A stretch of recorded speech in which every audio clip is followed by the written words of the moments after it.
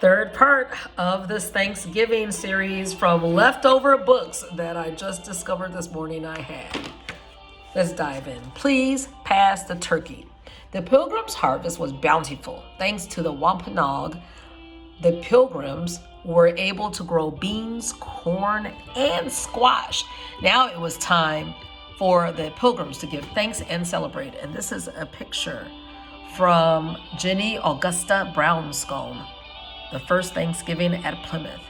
And it portrays the event in 1621, but there are some inconsistent and false information according to this book. The artist lived from 1850 to 1936, and it is perhaps the most famous painting of the event referred to the First Thanksgiving. However, like most other paintings, the portrayal is not accurate. The First Thanksgiving at Plymouth, painted in 1914, shows pilgrims and Wampanoag sharing food on a long table covered by white linen. The pilgrims are dressed in their finest clothing. Wampanoag are shown with feathers in their hair. The scene in the painting does not show what happened or what the pilgrims and Native Americans actually ate. The clothing pictured is not correct. The Wampanoag are shown in, or Wampanoag, are shown in clothing that was commonly worn by Native Americans living 2,000 miles away in the Midwestern region of the United States, such as headdresses of the Great Nations, Sioux Nations. What's on the menu? Today's traditional Thanksgiving meal includes foods like roasted turkey, stuffing, corn, mashed potatoes, gravy, greens, and cranberry sauce. Oh, the table that I was part of yesterday, fried turkey, jerk oxtails, lots of macaroni and cheese, both vegan and dairy. Of course, the dressing. Of course, red beans and rice.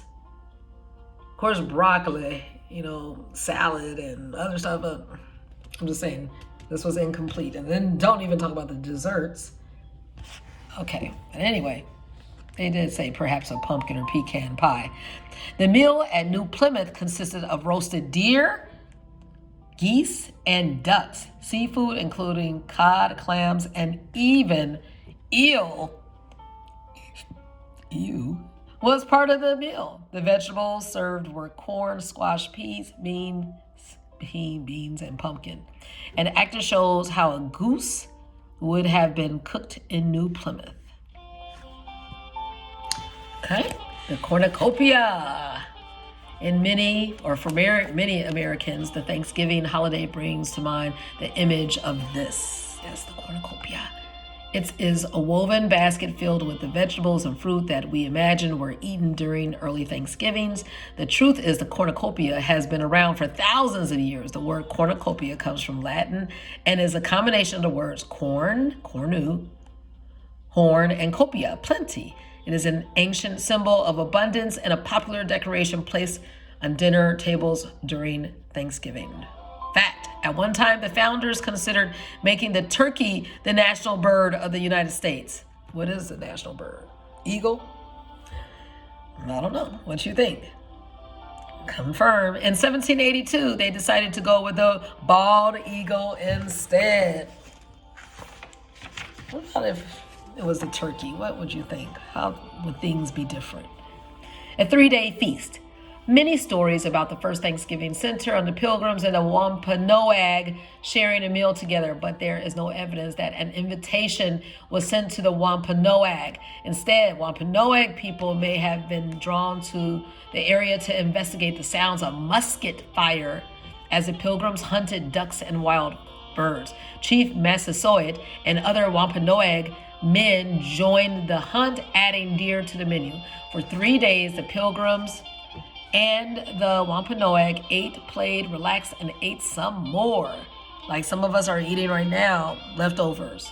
An artist depicted the Wampanoag offering a deer to the Pilgrims. Although it was a time for celebration, the Pilgrims did not wear fancy clothing. They also did not wear tall black hats with shiny buckles that Thanksgiving decorations of today suggest. Instead, the Pilgrims dressed plainly. The men wore floppy hats, long sleeve shirts, and pants. They wore close-fitting jackets called doublets, unless it was too warm. The women wore simple waistcoats and aprons. We also know that the Wampanoag did not wear feathered headdresses, as shown in Brown's calm, feathered, inaccurate painting. This portrayal is fiction. Wampanoag men and women wore leggings and moccasins. The women also wore skirts with fringes.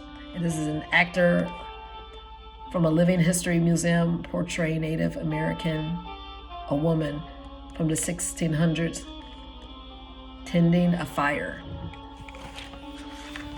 All right, corrected history.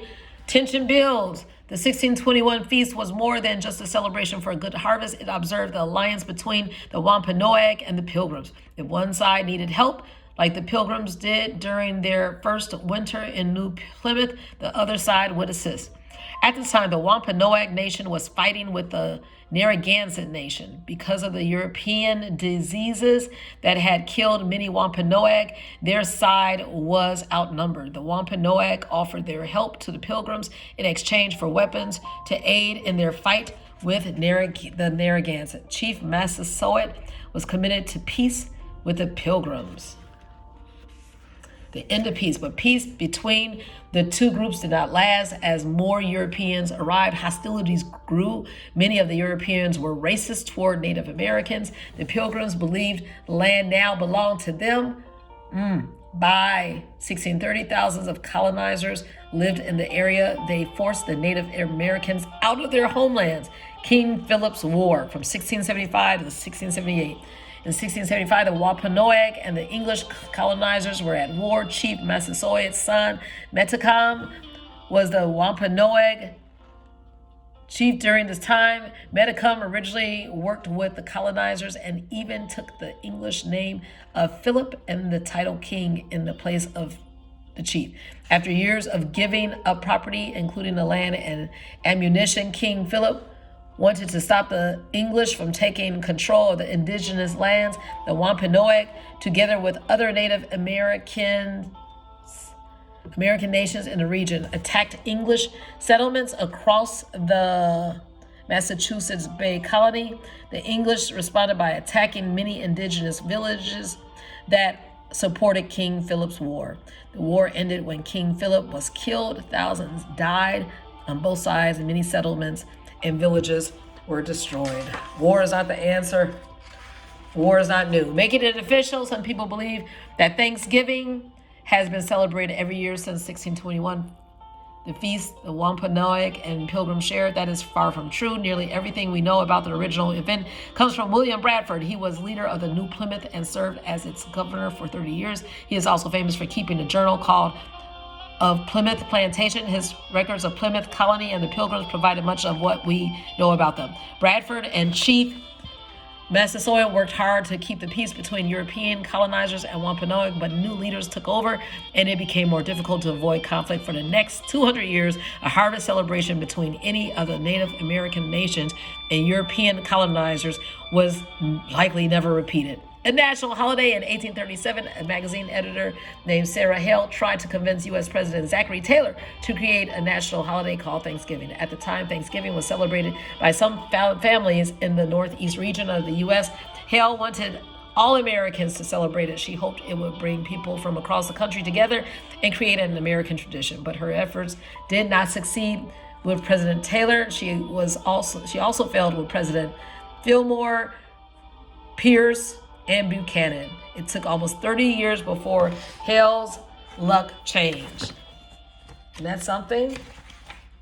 During the Civil War, 1861 to 1865, Hale reached President Lincoln. She reached out to him. Lincoln had been looking for ways to create unity among the states. In 1863, thanks to the efforts of Sarah Hale, Lincoln declared Thanksgiving a national holiday. In 1941, Congress made it official. Thanksgiving became a holiday to be celebrated on the fourth Thursday of November. Thanksgiving does not have the same meaning for everyone, though many Americans love the holiday and time spent with family, giving thanks. But for other Americans, Thanksgiving is also a reminder of painful history created by the arrival of European colonizers for many Native American people, resulted in a displacement from their homes, war, disease, and death. Thanksgiving is a day to remember the history and honor the first people of the nation. And here we see a National Day of Mourning sign in Plymouth, Massachusetts, recognizes the losses Native Americans experienced when Europeans came to their land. No time for quizzes, but you can ask your own questions. Wow, was this enlightening? So whatever is your motive, whatever is your reason why you celebrate, hopefully you take time to reflect and think about those who sacrificed, those who lost so much, and how we are so grateful that we're in the place that we're in so that we can help others. Model how to share, how to love, how to be grateful, how to forgive, how to spread fruits and healthy vegetables, mentally, emotionally. We might not have a cornucopia, but you be one yourself. All right, enjoy the rest of the day.